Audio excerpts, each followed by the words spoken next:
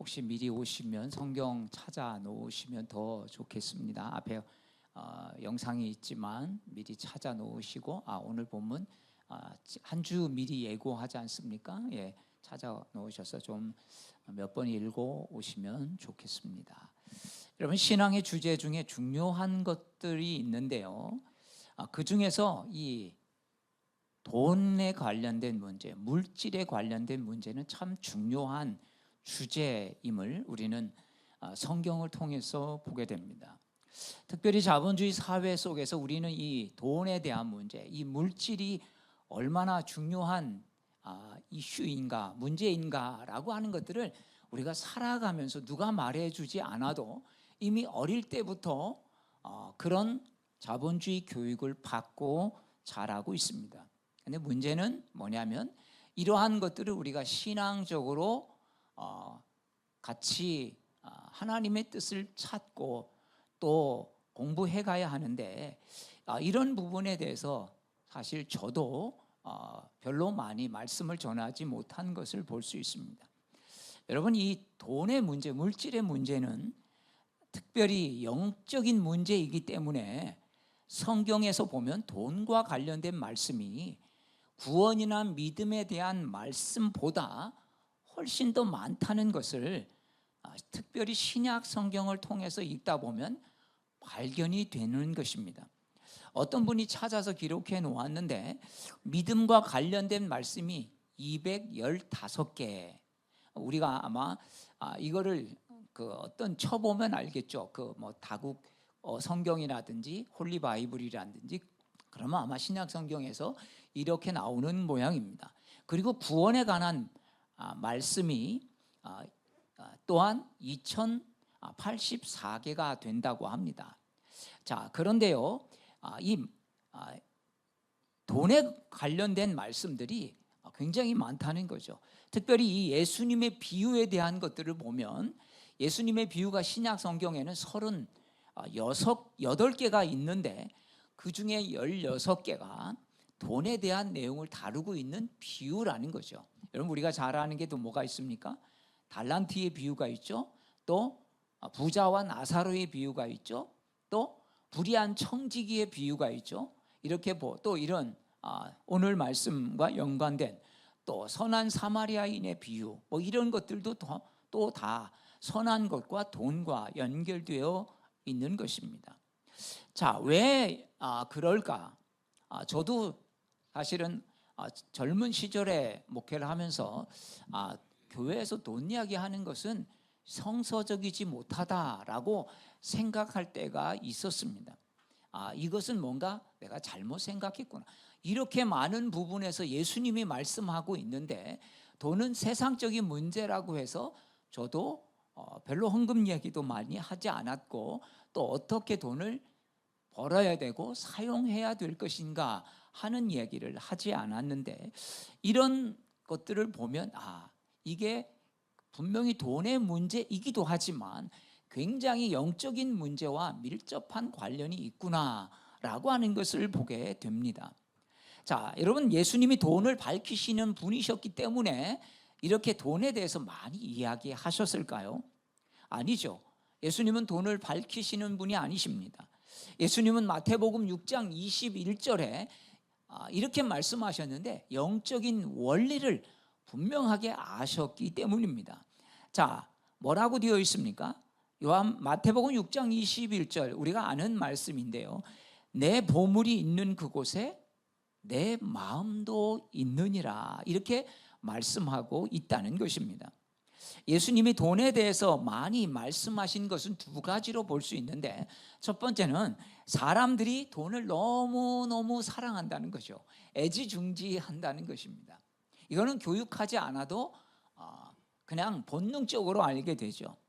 뿐만 아니라 하나는 이것이 바로 그러기 때문에 우상이 될 수 있고 영적인 부분이라는 것을 예수님은 이미 간파하셨던 것입니다.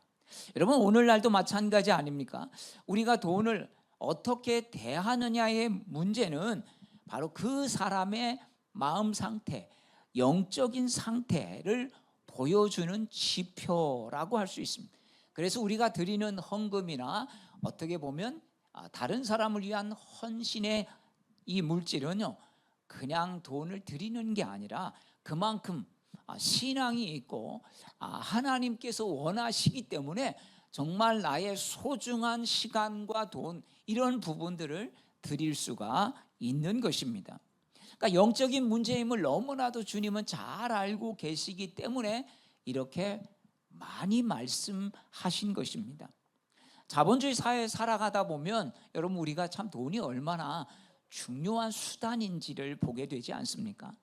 그러다 보니까 다들 여러분, 교회 안에서도 부자 되기를 원하는 사람들이 많고 또 무지무지 돈을 사랑하고 있기 때문입니다.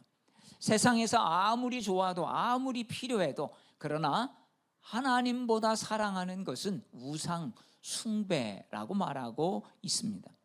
그래서 오늘날 우리가요, 이 돈에 대한 가치를 제대로 정립하지 않으면, 이 돈에 대한 가치를 우리가 분명하게 세워두지 않으면 엘리야 시대, 즉 하나님도 섬기고 바알도 섬기고, 여러분, 이스라엘 백성들이 왜 바알을 섬겼겠습니까? 바알이 풍요의 여신이죠. 옛날에는 우리가 어디 가보면 이렇게 돼지 그림들이 참 많이 걸려 있었는데, 요즘에는 어디 가보면 이 해바라기 그림들이 많이 있더라고요. 여러분 혹시 보시지 않았어요? 그게 뭔가 풍성한 거예요. 왜 그런지는 모르겠습니다만 이상에 가보면 약간 금빛 그런 그림들, 해바라기나 이런 그림들이 바뀌어져 있는 것을 볼 수 있습니다. 아마도 그런 것들이 오면 돈이 들어온다, 돈이 굴러 들어온다라고 하는 어떤 그런 생각 때문에 그런 것 같습니다. 그렇습니다. 참 이스라엘 백성들도 우리는 하나님을 안 섬기는 게 아니야. 그런데 하나님도 섬기고 바알도 섬기고, 왜? 바알이 농사의 신인데 우리에게 풍성함을 가져다 주는 그런 신으로 생각했기 때문입니다. 이스라엘 백성들처럼 오늘 우리도 하나님도 섬기지만 우상인 돈도 함께 섬기는 그런 일들이 우리 안에 생길 수밖에 없다는 것입니다. 그래서 우리는 항상 이 돈과 하나님 사이에, 그럼 돈이 필요 없다는 거냐? 그렇지는 않습니다. 우리가 정말 어떻게 이 돈의 문제, 이 돈에 대한 가치를 잘 다루어 가야 할 거냐라고 하는 것을 우리가 분명히 우리 안에 새겨야 할 것입니다. 자, 오늘 읽은 본문 누가복음 부자의 이야기를 우리는 잘 알고 있습니다. 자, 그런데 예수님의 말씀이 비유가 시작되기 전에 이 비유가 어떻게 시작되었는지는 이 누가복음 12장 13절에서 이렇게 시작하고 있다는 것입니다. 자, 우리 함께 읽어보도록 하겠습니다. 같이 읽습니다. 시작. 무리 중에 한 사람이 이르되 선생님, 내 형을 명하여 유산을 나와 나누게 하소서 하니. 여러분, 한 사람이 누군지는 모르겠습니다. 그런데 예수님께 찾아와서 부탁을 합니다. 선생님, 형이 있는데 아버지 유산을 형이 다 가져가고 나한테는 단돈 한 푼도 안 줍니다. 좀 내가 억울합니다. 저는 그러면 뭐 먹고 삽니까? 예수님, 선생님, 좀 제 형한테 좀 가셔서 그 부탁 좀 해주십시오. 좀 어떻게 보면 명령 좀 해주십시오. 아마 제 이야기는 안 들어도 선생님은 권위가 있으시니까 분명히 듣거나 아니면 그래도 어느 정도는 떼어줄 수도 있을 것입니다. 이렇게 예수님께 지금 청탁을 하고 있는 것입니다. 정말 자신이 얼마나 설득했겠습니까? 아니면 요즘 말로 하면 그럼 내가 법적으로 가자, 뭐 이렇게도 했을는데 그래도 해결이 안 되자 정말 얼마나 억울하고 답답했으면 예수님께 나왔겠습니까? 예수님 당시에 2000년대는 여러분, 첫째, 가장 큰 형이 재산의 3분의 1을 가져가는 유산법이 있었죠. 우리나라도 다르지 않았죠. 근데 지금은 이제 다 모든 남자, 여자, 뭐 그다음에 장남이든 차남이든 장녀든 차녀든 상관없이 n분의 1로 똑같이 나누게 법적으로 되어 있습니다. 자, 근데 예수님 당시에는 3분의 1을 가져가게 되어 있는데도 이 형은 어떤 욕심에서 그런지 3분의 2도 많지만 모두를 다 가져가서 자기한테는 하나도 안 준다는 이야기입니다. 여러분, 모든 재산을 형이 다 가져가 버렸으니 얼마나 억울하겠습니까? 이때 예수님은 자신에게 찾아와 부탁하는 동생을 향해서 주님께서는 오히려 이런 반응을 보이시는 것을 보게 됩니다. 의외의 반응인데요. 자, 14절 15절 말씀을 우리 같이 읽겠습니다. 이르시되 이 사람아 누가 나를 너희의 재판장이나 물건 나누는 자로 세웠느냐 하시고 그들에게 이르시되 삼가 모든 탐심을 물리치라. 사람의 생명이 그 소유에 넉넉한 데 있지 아니하리라 하시고, 예수님은 이 사람의 편을 들어 형을 혼내주거나 야 진짜 너 형 못됐다, 3분의 2도 많은데 어떻게 진짜 벼룩의 간을 내먹지, 우리로 말하면 그거 아니겠습니까? 그렇게 하는 거죠.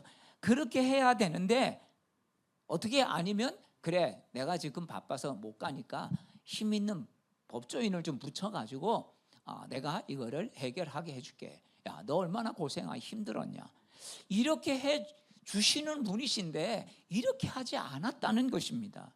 오히려 뭐라고 말씀합니까? 누가 나를 너희의 재판장을 삼았냐, 누가 나를 물건 나누는 자로 세웠냐, 모든 탐심을 물리치라, 이렇게 말씀하셨다는 겁니다.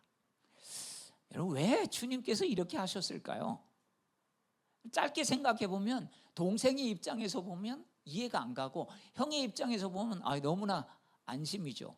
어떻게 보면 가진 자의 편에 선 것일 수도 있기 때문입니다. 그런데요, 예수님께서 딱 본 것은요, 탐심의 문제로 본 것입니다.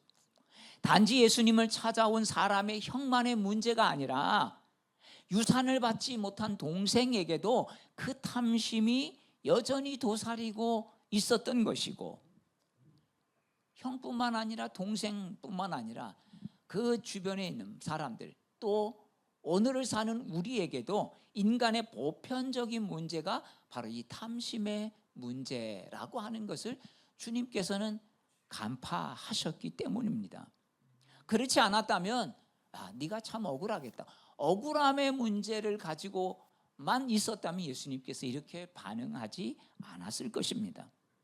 자, 또한 이것을 오늘 사는 우리의 문제이기도 한다고 예수님께서 여러분 우리가 이 본문을 읽으면서 말씀해 주는 것이 아니겠습니까? 자, 바로 이어 예수님은 탐심에 대해서 말씀하시기 위해서 자, 오늘 이 부자의 농부의 비유를 들어서 설명해 주고 있다는 것입니다. 이 부자의 농부의 비유가 어떻게 나왔는지 13절부터 15절까지 3절에 걸쳐서 이 이유 때문에 자, 부자가 있는데 이렇게 이야기하고 있다는 것입니다. 자, 그래서 부자의 상태를 16절은 이렇게 설명하죠. 우리 16절 말씀 같이 읽겠습니다. 시작. 또 비유로 그들에게 말하여 이르시되 한 부자가 그 밭에 소출이 풍성하매. 여러분 성경에서 부자는요 웬만한 부자가 부자라고 안 합니다. 아마 어디 부자가 돼야 되나요? 강남 부자 정도 돼야 되나? 예, 그럴 거예요. 땅이 몇십만 평이 있거나 이런 식이 되지 않겠습니까? 그러니까 그 소출이 풍성했다는 것입니다. 여러분 사람은요 부족해도 더 가지려고, 왜? 부족하니까 가지려고 하는 것들이 있죠. 모자라니까. 그런데 여러분 부자면 나는 넉넉하니까 괜찮아, 여러분 이러면 사람들이 그래요. 그러면 부자가 안 됐을 거라고. 그죠? 부자들은 또 부자 나름대로 더 갖고 싶어하는, 아니면 더 채우고 싶어하는. 저도 춘천에 있을 때 어느 권사님이 참 남편이 치과 의사하고 재산이 참 많았는데 자기의 목표는 100억이라고 그 당시에 두 자리 숫자였는데 이 세 자리로 채우고 싶다는 것이요. 야, 이 정도 있으면 평생, 또 계속 남편이 춘천에서 유명한 치과 의사니까 근데요 여러분 그게 안 채워지고 오히려 다 말아 드셨다는 이야기를 나중에 제가 자카르타에서 들었습니다. 여러분 참 부자의 상태를 이렇게 이야기하죠. 자, 분명히 부자라고 하면 많아서 욕심이 없을 것 같은데 그렇지 않다는 것입니다. 자, 그런데 성경은 부자의 소출이 많음에 대해 이런 태도를 갖고 있는 것을 여러분 고발하고 있다는 거예요.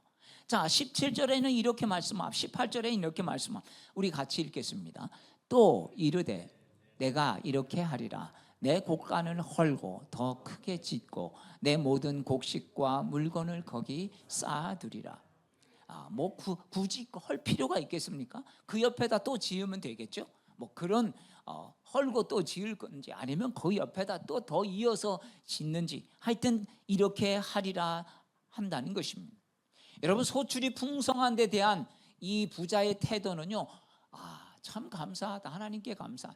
내가 이렇게 소출이 많은 것은 하나님께서 또한 나도 주시는 거지만 나누라고 하시는 것이구나. 이렇게 태도를 갖지 않았다는 것입니다. 그저 또 쌓아둘 곡간을 생각하고 더 쌓아두겠다라고 한 것입니다. 여러분, 재물을 향한 농부의 태도가 어떻다고요? 재물을 모으는 데만 지금 집중하고 있는 태도를 성경은 고발하고 있는 것입니다. 여러분, 이것을 뭐라고요? 탐심이다라고 분명하게 예수님은 꼬집어 말씀합니다. 여러분, 탐심이 뭘까요? 탐심, 탐하는 거죠. 탐하는 마음, 글자 그대로 하면. 근데 탐심이 뭡니까? 필요한 것을 가지려고 하는 것이 탐심입니까? 성경은 필요한 것을 가지는 것을 탐심이라 이렇게 말하지 않습니다. 탐심이란 필요한 것 이상으로 욕심을 내고 내게 필요한 것보다 더 많이 가지고 싶어 하는 그것, 있으면서도 더, 이것이 탐심이라는 거죠. 이미 자동차가 있는데 옆에 지나가니까 정말 근사한 것이 있으면 나도 저걸로 빨리 바꿔, 이런 게 탐심이라는 것입니다. 그래서 골로새서 3장 5절은 탐심은 뭐라고요? 우상 숭배다 이렇게 말씀하고 있습니다. 여러분, 우리가 물질적 욕망이나 세속적인 것을 하나님보다 더 중요하고 더 사랑하기 때문에 사실은 이것을 우상 숭배다라고 하는 거죠. 여러분, 그리스도인들이 불당에 가서 절하거나 부처님을 섬기는 사람이 어디 있겠습니까? 나는 요즘 몰래 가서 부처님도 섬기고 나는 예수님도 섬겨요, 이런 사람이 없다는 거예요. 그럼 우리에게는 우상 숭배할 거리가 없을 거예요. 그런데 그렇지 않다는 것입니다. 바로 이런 자본주의 사회 속에서 우리의 우상이 될 만한 강력한 하나님의 라이벌이 있는데 그게 물질이라는 거죠. 여러분, 이 물질을 다룰 줄 아는, 여러분, 내 안에 내적인 힘이 없으면 우리는 그 하나님이 아니라 물질에 굴복해 버리고, 겉으로는 하나님 믿지만 우리는 이스라엘 백성들이 바알을 믿듯이 바로 물질이 나의 신이 되어버리고 우상이 되어버린다는 것입니다. 그래서 우상 숭배는 뭡니까? 하나님 외에 돈, 권력, 명예, 자기 만족 등을 추구하면서 그것을 최고의 가치로 삼는 것, 여러분, 이게 우상 숭배인 것입니다. 돈을 놓고 절을 하지 않지만 여러분, 돈 앞에 굴복하는 것, 내 가치가 굴복하고 내 양심이 굴복하고 내 신앙이 굴복할 때 여러분, 그게 절하는 거 아니겠습니까? 꼭 돈 앞에 놓고 절해야 되고 뭐 앞에 놓고 명예 앞에서 절하는 것만이 아니라는 사실을 우리는 잘 알 것입니다. 여러분, 인생은 본래 목적 가치보다 세속적인 목적에 더 집중하게 될 때, 여러분, 이게 우상 숭배고요. 그로 인해서 인생의 참된 의미와 목적을 잃어버리고 살아간다면 하나님이 우리에게 원래 주신 이런 삶들에서 변질되어 버리는 것, 여러분, 이게 그래서 우상 숭배가 되는 것이죠.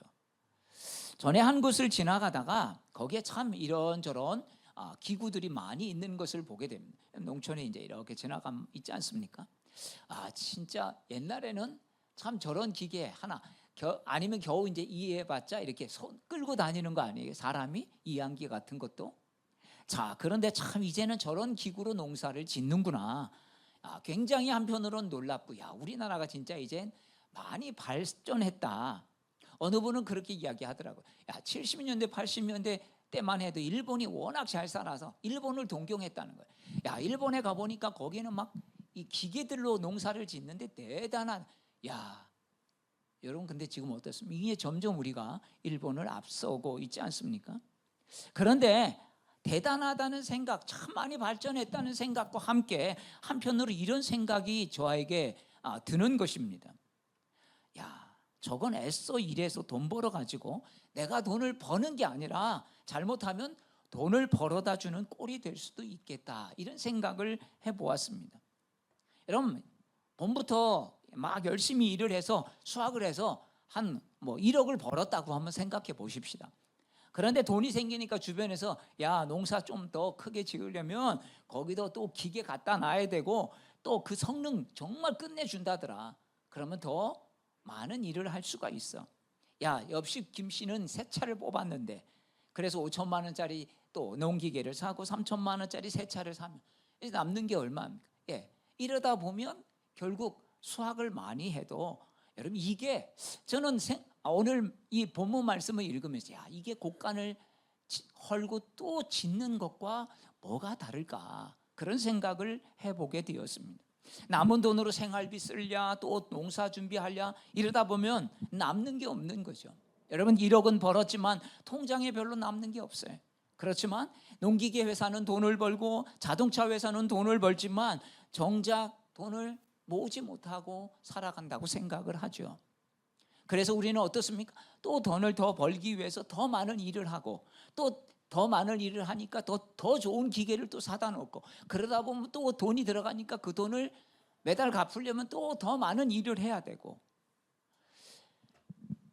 야, 이런 똑같은 싸움을 반복하다가 우리 삶이 색이 끝나겠구나.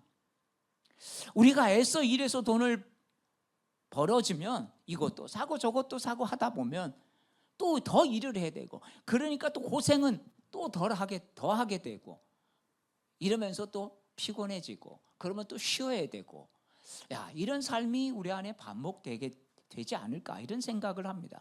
사랑하는 여러분, 혹시 우리의 삶이 그런 부분들이 없습니까? 이것이 농사를 짓든 아니면 회사를 다니든 어떤 일을 하든지 내가 뭘 위해서 일을 하나, 여러분, 이런 게 분명하지 않으면 우리는 이런 식이 되어버리는 거죠.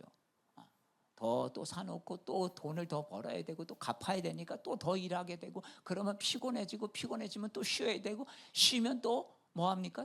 그 다음에 또 일해야 되고, 막 이러면서 요즘 그렇게 열심히 일하면서 고생해서 명품백 하나 사고 또 일하고 또 돈 좀 생기면 또 차 사고 또 뭐 지불하고, 이렇게 애써서 일하고 더 일하느라고 내 영혼이 채워지지 않으니까, 여러분, 이런 목적 가지고는 채워지지 않으니까 오히려 고갈되는데, 돈만 채우느라고 여러분 우리가 살고 있지는 않은지를 여러분 돌아봐야 할 것입니다. 이런 삶은요, 자꾸 우리 영혼이 고갈되니까 뭔가 또 다른 걸 찾는 거죠. 그러니까 허전하니까 뭔가 또 다른 걸 사면서 채우려고 하고, 그러다 보니까 또 더 일해야 되고, 그만큼 비용이 많이 들어가기 때문인 것입니다. 예수님이 말씀하신 이 부자는요, 오직 더 쌓아놓고 자기 자신이 즐기고 누리는 것밖에 생각하지 않습니다. 그러면서 이렇게 독백을 하죠. 우리 같이 19절 말씀 읽겠습니다. 시작. 내가 내 영혼에게 이르되 영혼아, 여러 해 쓸 물건을 많이 쌓아두었으니 평안히 쉬고 먹고 마시고 즐거워하자 하리라 하되. 자, 그저 물질이 주는 걸 만족하면서 그냥 내 영혼아, 자기 영혼밖에 관심이 없는, 근데 이게 여러분 영혼이 아니라 자기 육체죠. 자기 육체에 대한 관심, 즐거움밖에 없는 것입니다. 그런데요, 안타깝게도 이 부자를 향해서 20절에서 예수님은 이렇게 말씀하신다고요. 자, 20절 말씀 우리 같이 읽겠습니다. 시작. 하나님은 이르시되 어리석은 자여, 오늘 밤에 내 영혼을 도로 찾으리니 그러면 내 준비한 것이 누구의 것이 되겠느냐 하셨으니. 자, 예수님은 오늘 밤에 내 영혼을 도로 찾겠다, 너를 데려가겠다 말씀하시죠. 여러분, 이렇게 예수님 말씀하십니다. 너 인생, 너 계획대로 될 줄 아냐? 너 그렇게 쌓아놓고 그래 이제 누릴 것만 남아서 이제 즐거운 일, 이제 고생 끝, 행복 시작, 너 그렇게 될 줄 아냐? 그게 네 마음대로 될 것 같냐? 지금 예수님이 이렇게 말씀하고 계시는 것입니다. 절대 그렇게 되지 않는다는 것입니다. 내가 준비한 거 너가 원하는 대로 쓸 수 있을 것 같으냐? 이렇게 물으시는 거죠. 안 된다는 거 아니겠습니까? 그러나 그 밤에 내가 너를 불러갈 텐데 그게 네 마음대로 되겠니? 라고 말씀하시는 것이 아니겠습니까? 이 부자는 창고를 더 짓고 수확물이 많으니 자기 영혼에게 말합니다. 쉬고 먹고 마시고 이제는 즐거워하자. 그런데 하나님이 그걸 허락치 않겠다는 것입니다. 여러분, 우리 주변에 갑작스러운 비보를 접하면서 사람들이 이런 말을 하죠. 아이고, 이제 좀 살만하니까, 이제 좀 살만한데 저렇게 가네. 금요일 날 참 마음이 안 좋았습니다. 금요일 날 천안 그 순천향대 병원 신방 가서 중환자실 앞에 있는데 어느 한 세 가족이 막 들어가서 울고 막 말리고, 아마 중환자실이니까 이제 얼마 안 남았습니다. 준비하십시오. 저도 모르고 갔는데 금요일은 또 중환자실 면회가 안 된다네요. 그래서 제가 면회 거절을 당했는데 그 앞에서 기다리면서 그래도 제가 멀리서 왔고 목사인데 월요일 날 수술하는데 한 번만 들어가게 해달라고. 그래도 금요일은 안 된다는 거예요. 또 가족밖에 안 된다는 거. 또 저는 남편한테 듣고 된다고 그래서 갔는데 참 그분의 그 모습, 그 가족의 모습을 보니까 참 저렇게 서글프게 울고 하는 걸 보면 여러분, 우리 인생이 내 마음대로 안 된다는 것이요. 그렇습니다. 살면 살수록 우리 계획대로 우리 생각대로 안 된다는 게 더 많아진다는 걸 깨닫게 되지 않습니까? 우리 인생 내 계획대로 안 된다는 건, 내가 원하는 대로 안 된다는 것입니다. 설령 되는 것 같아 보여도 결국 하나님에 대해 부여하지 못한 자의 최후는 이렇게 말합니다. 우리 21절을 같이 읽겠습니다. 시작. 자기를 위하여 재물을 쌓아두고 하나님께 대하여 부여하지 못한 자가 이와 같으리라. 어떻다고요? 이와 같다는 게 뭐예요? 19절 20절 이와 같다는 거죠. 여러분, 사람들은 부유하게 살려고 하지만 실상은 부유하게 사는 게 아니라 너무 가난하게 사는 거예요. 왜? 여러분, 진짜 누가 풍요한 자입니까? 풍요한 자는 만족함이 있어요. 감사함이 있어요. 근데 이 부자는 더 갖기를 원하는 거죠. 여러분, 더 갖기를 원하는 사람은요, 가난한 사람이에요. 마음이 가난하니까 계속 채우려고 하지 않겠습니까? 근데 진짜 부유한 자는 하나님이 주신 것에 감사하며 자족하는 삶인 거예요. 아멘. 하나님 우리에게 주신 것들, 이것마저도 우리가 누리고 살지 못하는데 우리는 더 다른 것, 그러니까 자꾸 다른 곳에 한눈을 파는 거 아니겠습니까? 하나님이 우리에게 주신 것은 감사하지 못하고, 그걸 감사하지 못하고 있다가 문제가 딱 생겨보면 일상이 그래도 감사였구나 라고 깨닫는, 여러분, 그런 날이 오지 않습니까? 그런 날이 올 때만 아무 일이 없이 일상 이 하루가 참 감사구나 라고 하는 걸 깨닫게 되죠. 여러분, 많은 사람들이 좀 더 있다가 어느 정도 더 모으면 우리가 행복할 거야, 어느 정도 더 가지면 행복할 거야 라고 생각합니다. 그러니까 여러분, 그때 감사하고 누리지 못하고 있다가 나중은 없는 거죠. 어느 한 바닷가에 마을에 낚시를 즐기는 한 어부가 있었습니다. 이 어부는 매일 아침 바닷가에 나가 필요한 만큼의 물고기를 잡고 오후에는 여유로운 시간과 또 가족들과 이웃들과 참 귀한 시간을 보냈습니다. 어느 날 도시에 사는 한 부자가 그 어부를 보고 의아해했습니다. 아니, 어부 양반, 왜 고기를 그렇게 그 정도만 잡고 가요? 잘 잡히는데 더 잡으면 그걸로 돈을 벌어서 창고도 짓고, 그러면 나중에 큰 배도 사고, 그럼 사업을 훨씬 키울 수 있지 않소? 어부가 말하죠. 그러면 그렇게 하면 어떻게 되는데요? 부자가 이렇게 말합니다. 그렇게 돈을 벌면 더 많은 배를 사고, 그러면 직원도 두고 더 열심히 일해서 아주 큰 회사를 만들 수 있을 거예요. 그럼 평생 아마 즐기면서 이제 살 거예요. 이때 어부가 웃으면서 이런 말을 합니다. 저는 이미 그런 삶을 살고 있습니다. 필요한 만큼 일하고 하루를 즐기면서 감사하며 살고 있습니다. 부자로서 이런 삶을 살고 싶으신 거라면 저는 벌써 그렇게 살고 있는 걸요. 여러분, 참 이 이야기는 누가 만들어낸 이야기 같지만 어떻습니까? 정말 하루하루 감사하면서 기쁨으로 살아가는. 근데 많은 사람들은 그런 삶을 내려놓고 그것들이 나중에 그때가 되면, 나중에 더 뭔가가 되면, 뭔가가 돈이 모아지면 그때 누리려고 하다가 그런 시간을 맞이하지 못하는 사람들이 참 많이 있는 것을 볼 수 있습니다. 그러니까 이미 어때요? 이제 몸이 더 아프고 이제는 정말 힘든 일만 남은 것이죠. 사랑하는 여러분, 우리는 어떻습니까? 돈의 문제를 그저 육신적인 문제라고 여기면서 회피하려고 하거나 아니면 그냥 돈 이야기를 자꾸 꺼내는 것이 이상하다고 외면하고 살지 않습니까? 어떤 사람이 침례를 받으려고 왔습니다. 침례는요 그냥 이렇게 물로 하는 게 아니라 그 욕조 속에 들어가는 거거든요. 저는 이제 미국 가서 그 예배 갱신 세미나 갔을 때 그 침례 받는 것을 미국에서 봤는데 이 단위에 이렇게 큰 욕조가 있습니다. 거기 이제 들어갔다가 이렇게 나오거나 아니면 어느 교회는 이런 데다가 이렇게 앉아 있다가 눕혔다가 다 완전 다 적신 다음에 이제 일으키는데 이분이 잠깐 침례탕에 이렇게 들어갔는데 멈칫하는 거죠. 아니 무슨 일이 있으십니까? 그랬더니 이분이 이렇게 말합니다. 제게 지금 여기 지갑이 있었어요. 자, 이것 좀 밖에 놓겠습니다. 그랬더니 목사님이 이런 이야기를 했습니다. 성도님, 그 지갑도 새 침례를 받아야 합니다. 이랬다는 거죠. 그렇습니다. 우리 그리스도인들은요 예배하고 기도하고 하는 것만으로 여러분 끝나는 것이 아닙니다.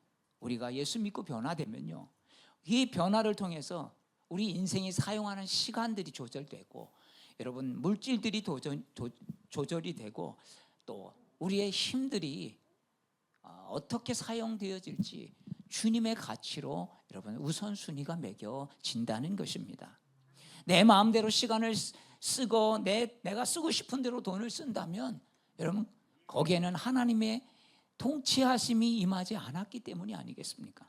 정말 하나님의 우리의 삶 가운데 통치하심이 임하면 시간도 내 마음대로 쓰지 못하니까 주일은 딱 정해놓은 거예요. 주일은 내가 진짜 아프지 않는 이상은 예배 드리는 날이야. 정말 이것은 하나님의 것이야. 이것은 하나님이 이웃을 위해 사용하라고 주신 거야. 이거는 하나님께 드리라고 우리에게 주신 거야. 여러분 이렇게 분명하게 여러분 가치를 세워두는 것입니다. 그런 사람이 참 신앙인이라는 것이요. 그래서 시간과 물질과 우리 은사와 또 우리가 가진 것들이 다 주님의 가치대로 쓰여지는 것이지 그냥 내가 시간이 있으면 예배드리고 시간이 없이 다른 약속이거나 바쁘면 예배, 여러분 이거는 절대적 가치로 세운 것이 아닌 것입니다. 성경은 부요함이 죄라고 말하고 있지는 않습니다. 성경은 분명하게 하나님 우리에게 주시는 것을 사명이라고 말하고 있습니다. 내가 남보다 좀 더 가진 것이 있다면 여러분 그것이 돈이든 건강이든 지식이든 능력이든 그것은 자랑거리가 아니라 바로 감당하라고 주신 하나님의 사명임을 믿으시길 바랍니다. 하나님을 의지하는 사람은 그래서 돈에 대한 집착을 자유할 수 있어요. 여러분 그래서 우리가 하나님 앞에 이 헌금 드리는 건 굉장히 중요한 의미가 있는데 하나님께서 주신 것을 하나님께 드리는 것뿐만 아니라 우리의 이 욕심들을 자꾸 주님 앞에 다스림 받는 게 헌금이죠. 그게 11조. 내가 쓰기에도 사실은 그렇게 넉넉하지 않은 것들 여러분 이 자본주의 사회 속에서 주님 앞에 드린다는 것은 쉽지 않습니다. 그렇지만 이런 돈에 집착해서 자꾸 자유할 수 있도록 주님 앞에 우리가 드리는 훈련들을 하는 것이죠. 사랑하는 여러분, 돈을 올바르게 관리하고 하나님이 기뻐하시는 가치에 사용될 때 우리는 정말 하나님이 주시는 풍성한 삶을 경험할 수 있을 것입니다. 그렇지 않으면 우리는 아무리 좀 더 채워줘도 자꾸 숫자를 여러분 높일 수밖에 없는 거예요. 이걸로 만족이 안 되는 것이지요. 오늘도 이 비유를 통해서 우리에게 주신 말씀을 통해 하나님이 우리에게 주신 이 시간들을 여러분 이 물질들을 하나님 앞에 주님 제가 잘 다스리며 가치를 잘 세워서 살다가 주님 부르실 때 후회 없이 여러분 주님 앞에 가겠습니다. 이런 고백이 저와 여러분의 고백이 되기를 주의 이름으로 축복합니다. 우리